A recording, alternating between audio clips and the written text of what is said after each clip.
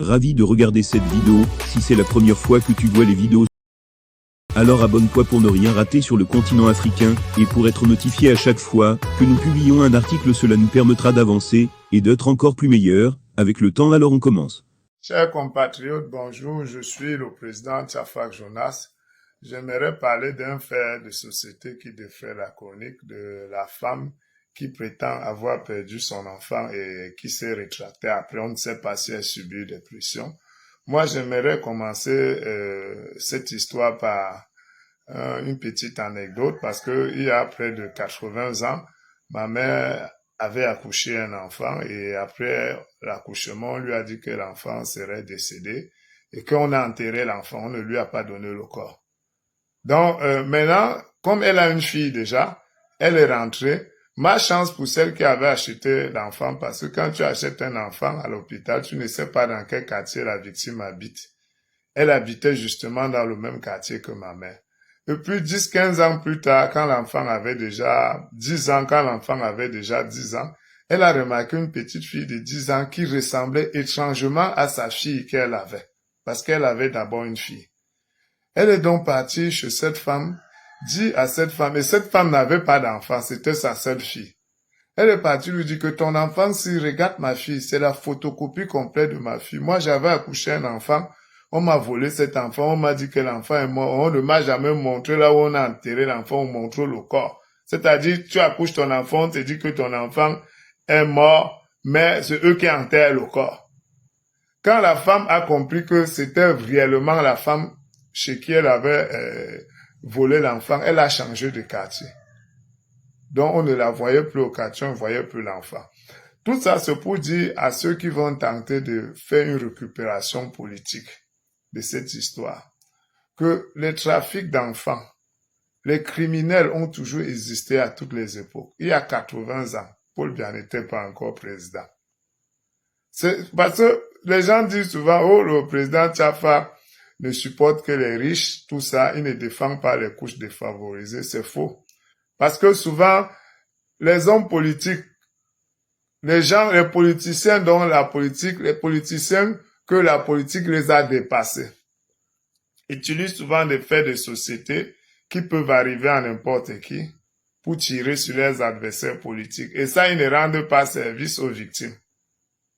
Parce que quand vous utilisez un fait de société pour tirer sur vos adversaires politiques, même ceux qui sont chargés de rendre justice, les unes à rendre justice parce qu'ils sont ils sont pris entre deux feux.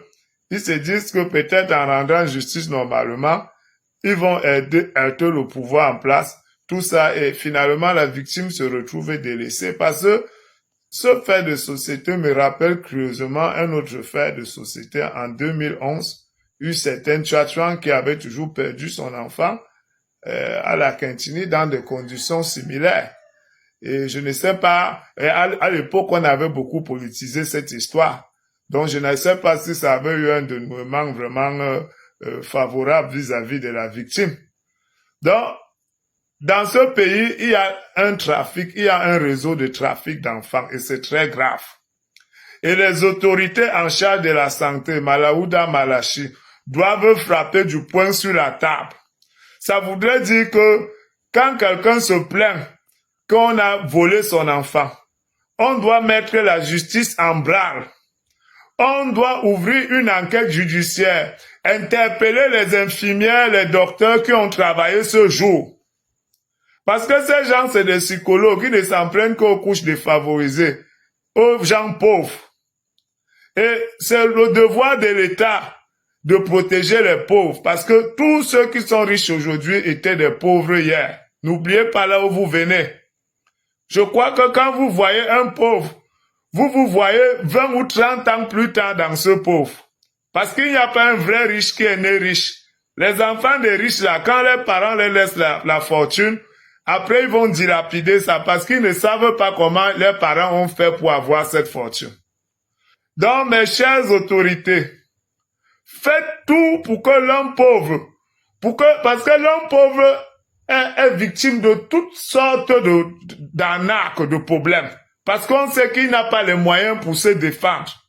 Ces criminels qui détournent les enfants des gens ne ciblent que les pauvres, ne ciblent que les couches défavorisées de la société.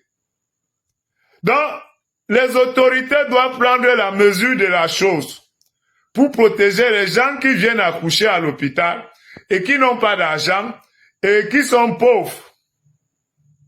Une société où on ne protège pas les pauvres, c'est une société qui est perdue.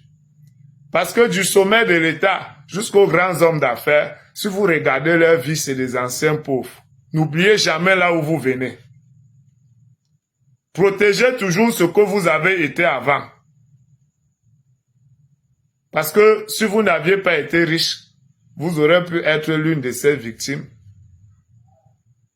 J'espère que le message est passé et j'espère que les autorités en charge de la santé vont prendre vraiment la mesure de la chose pour que ce genre de faits ne se reproduise pas et pour qu'on puisse mettre en cage les criminels aux blouses blanches qui passent leur temps à détruire la vie de certaines personnes. Allez, bonne journée.